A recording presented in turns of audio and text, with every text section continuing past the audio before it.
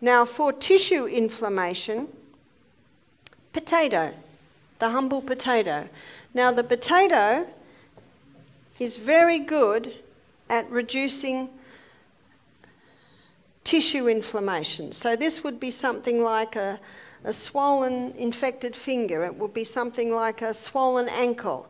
And sometimes you might have a swollen knee and you'll think, well, do I do potato or do I do ginger? Well, do one for a few hours, take it off and do another one for a few hours. Your body will tell you what is best, because sometimes you don't know whether it's joint or tissue inflammation.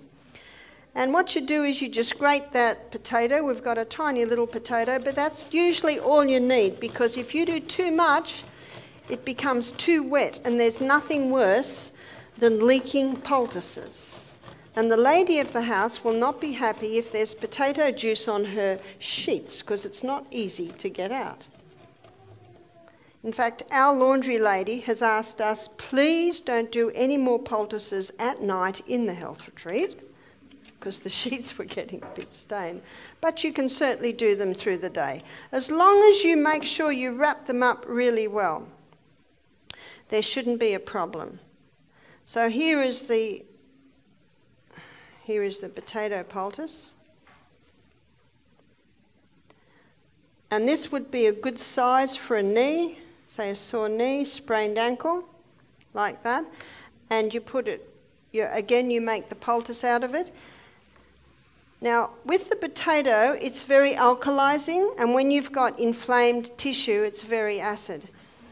And potato is high in potassium and phosphorus, and both of those are absorbed by the skin to help with the healing. So you can see again, I've got an area around my poultice, so that when you put it on the skin, like I did with Amelia's poultice, the plastic well covers it. A few stories about the potato poultice. I was at a friend's house here, it must have been 18 months ago, and I was seeing a lady. And when she came in, her little boy came in too. And her little boy was about 7, and he had a sore finger. And I was immediately drawn to his sore finger. His finger was swollen almost twice the size. It was all red with a pussy top. I said, what's happened to the finger? And the lady said, well, the doctor says it's cellulitis. Do you know what cellulitis is? Just inflammation of the cell. That's all cellulitis is. Well, that's obvious, that's inflammation of the cell. I said, what have you been doing? She said he's on his 2nd course of antibiotics. He's on painkillers and sleeping tablets at night. 7. I said, did anything happen to that finger? See, the detective hat has to go on. Did anything happen? Oh, he had a blister. And then he played in the dirt, and the blister broke, and the dirt got on the skin. It's not rocket science, is it? And of course, as soon as the dirt got into the blood, then the body reacts by sending white blood cells, inflaming the area to try and protect the area. I said, aha. I said, do you mind if I try something? She said, please. I said, well, what I'd like to do is get 2 cups. One cup's got hot water, the other cup has got cold water. And in the cold water, there are blocks of ice. It's a hydrotherapy treatment. So I shall write this one up. So what we did 3 minutes in the hot water, and we did 30 seconds in the cold water. And the reason this works is that hot is a stimulant. Because we know if we get into a hot shower or a hot bath when we're cold, it stimulates, doesn't it? It's a stimulant. But probably within about 5 minutes of being in a hot bath, how do we feel now? We feel like falling asleep, don't we? So initially, hot stimulates, and then it slows right down. So I put his finger in the hot water, but I'm only going to put it in for 3 minutes, because by 3 minutes, everything's going to slow down. And then I put it into the cold. What happens when you have a cold shower? Has everyone been trying their cold shower? It's a stimulant, isn't it? But if we were to go and dive in a cold creek in the middle of winter, very quickly we start to slow down. In fact, in about 30 seconds, everything starts to slow down. So can you see what we're doing here? We're using the stimulating time of hot, and by the time, before it can slow down, we whiz over to the cold and wake it up again. And before that has time to cool down, we go back to the hot, wake it up again. Can you see what we're doing here? And you do that 3 times. More than 3 times can exhaust the body because this is dramatically moving the blood. You see, the blood is the life of the flesh, and that finger needs more blood. And that wound, in that wound, the blood had tended to sit and pool. So bringing fresh blood in drives the stagnant blood out, and when the fresh blood comes in, it's got oxygen, it's got nutrients, it's got water, it's got white blood cells, everything that finger needs to heal. Now with the little boy, I had the hot water and I said, put your good finger in and tell me if you're comfortable with that temperature. Can you see? This morning we talked about the will. You've got to work with the will. And if that little boy said, I don't want to do this, I would say, okay. Can you see that? A man convinced against his will be of the same opinion still. But I find children are easily won. I say, do you know that this will really help? Would you like to give it a try? See, you show great respect to children, and they show great respect to you. And it's only when I get that nod that then I will do it. Anyway, he agreed. He was sick of this finger. Sick of the pain he was going through. And so he put his good finger on. I said, is that good? He said, yes. I said, put this one in. If it hurts, pull it out. And he pulled it out straight away. I said, just keep putting it in. Just keep putting it in until you can bear it. And then eventually he could bear it. And then we timed 3 minutes. And then back to the cold. And the cold feels quite good because you've been so hot. Now, while his finger's in the cold, I put a bit of boiling water in the hot. And then I say, put your good finger in. Are you happy with that temperature? Can you see? You've got to work with the will. He nodded. After 30 seconds, back in the hot. And he could bear it a little bit hotter this time because his finger's been in the cold. Can you see that? He did it 3 times. And when I'd finished the 3 times, how long did that take? 10 minutes? He had a big smile on his face.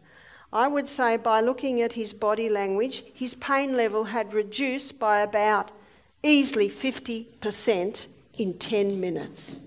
Now that's quicker than any painkiller. Maybe IV morphine might be quicker. Isn't that amazing? Brought incredible relief. In fact, hydrotherapy has been used for centuries.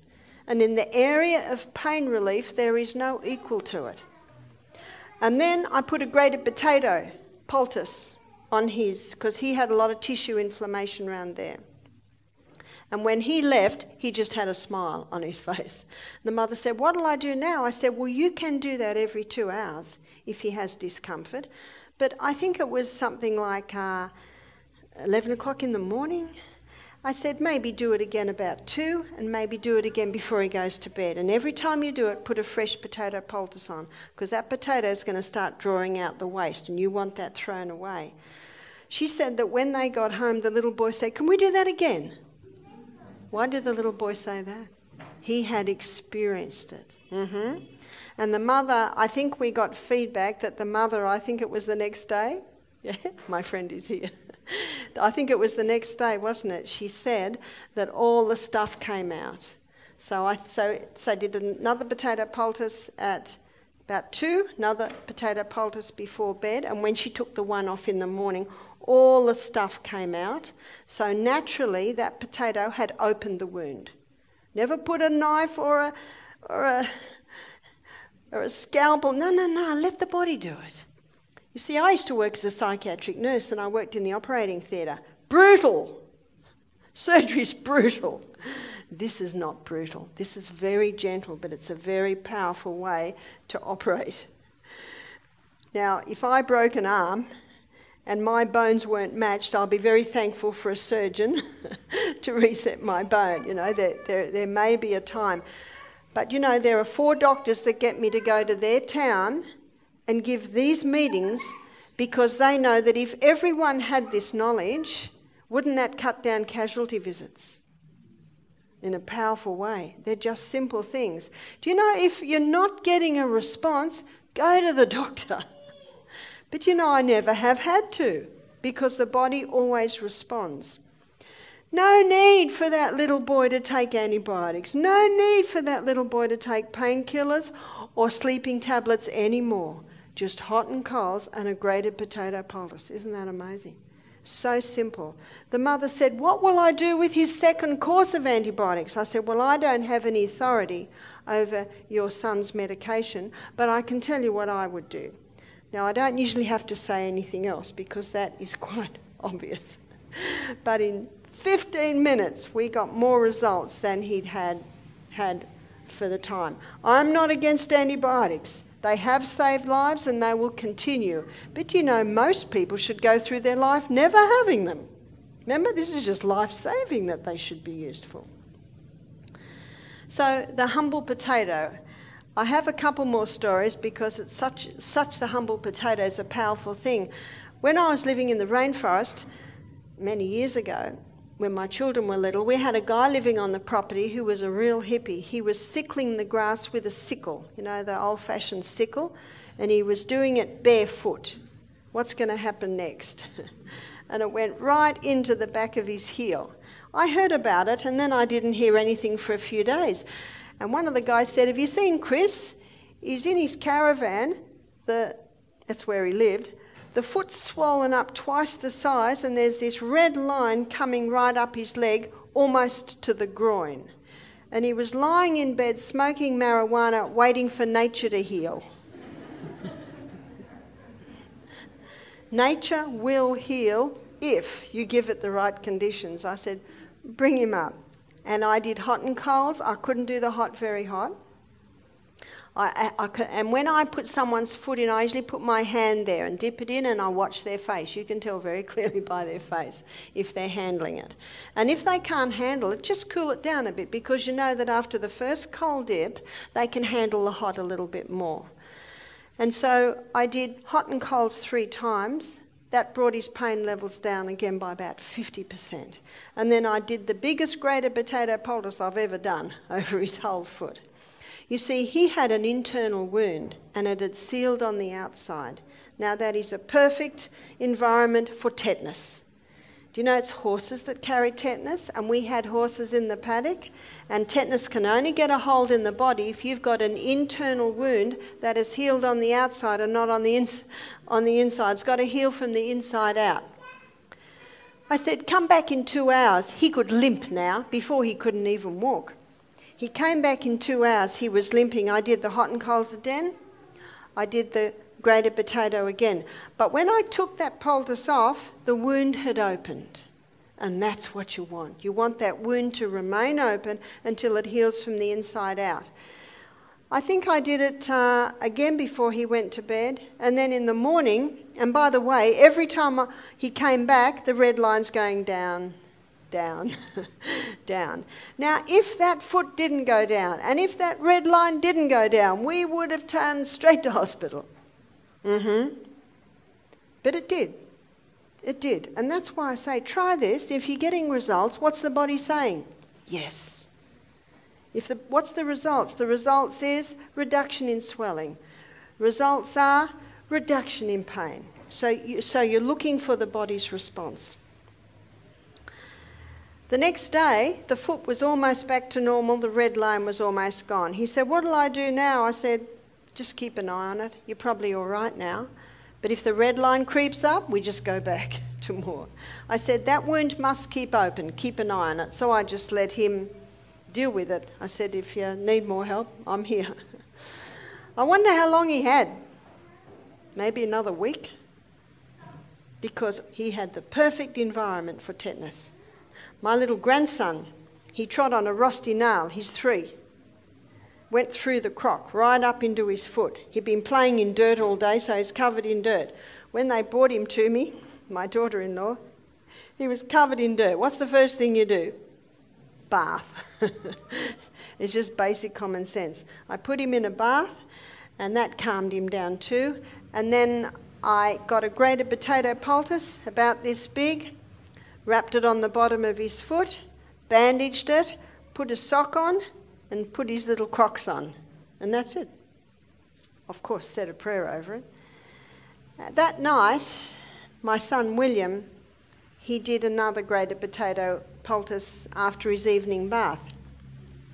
William said to me he only did it at night. Through the day there was no swelling, there was no pain, so he left it, and at night he did the potato poultice.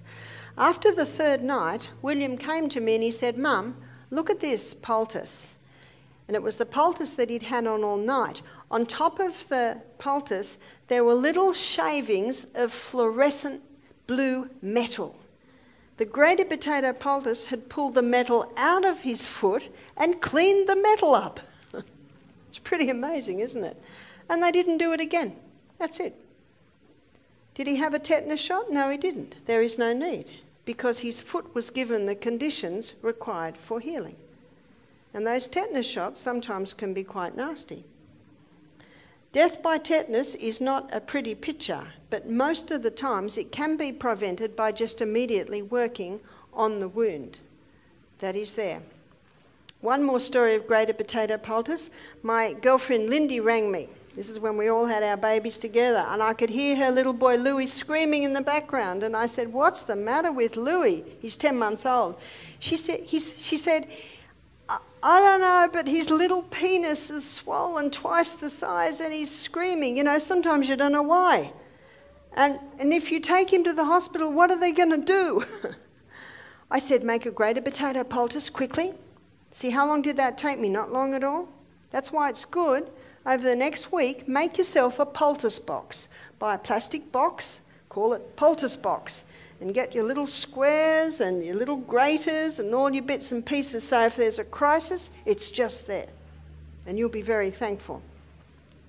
So she put this on his scrotum, then put his nappy on, and she said he stopped crying in about 5 minutes. You see, whenever you've got swollen, painful tissue, the cool grated potato poultice is very soothing, and that immediately starts to cool the area. Little Louis slept for a couple of hours. She said she kept going in. She wanted to know if he was all right because he was finally sleeping. Poor little chap was probably exhausted too. When he woke up, she quickly changed his nappy and everything was back to normal. Now, sometimes you don't know why. He's a little crawling baby. My girlfriend was a hippie. Maybe he was crawling in the grass. Maybe a grass seed got there. Maybe an ant bit the area. It's hard to know. But no matter what the problem, if ever you see swelling in the tissue, you put the grated potato on. And for joint, you put the ginger poultice on.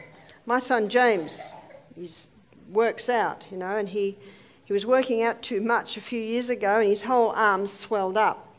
So he remembered what Mum used to do, and he put a grated potato poultice over his whole arm and bandaged it up.